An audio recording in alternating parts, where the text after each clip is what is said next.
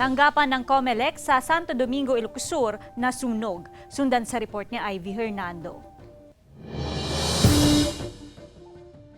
Mga sunog na dokumento ang tumambad sa mga empleyado matapos tupukin ang tanggapan ng COMELEC sa Santo Domingo, Ilocos Sur. Naging pahirapan daw ang pag-apula ng apoy dahil nasa ikalawang palapag ito ng lokal na pamahalaan. Nag-forcible entry kami, nagbasag kami ng mga salamin para maka-ventilate tayo at lumabas yung init doon sa loob. Idineklara ang fire out ang sunog makalipas sa isang oras. Ayon sa BFP, nagmula ang sunog sa isang convenience outlet. Matindi kasi ang ulan ng gabi na yon, kaya yun ang cause ng fire, electrical short circuit. Yung mga convenience outlet na kasi natin na naka-attach doon sa mga walls, kung minsan ay nababasa yung mga yun, nagmo-moist. Agobo.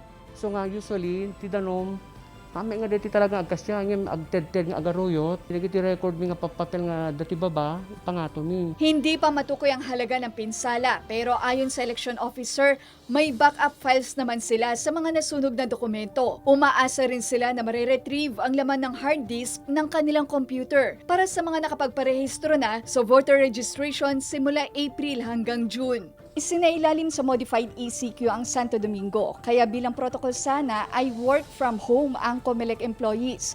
Kaya nga nagpaskil na rin sila rito ng notice na suspended ang voter registration mula June 5 hanggang 19.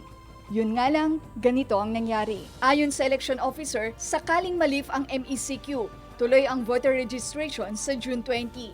Kasama si Norman Raca, Ivy Hernando, Balitang Amyanan.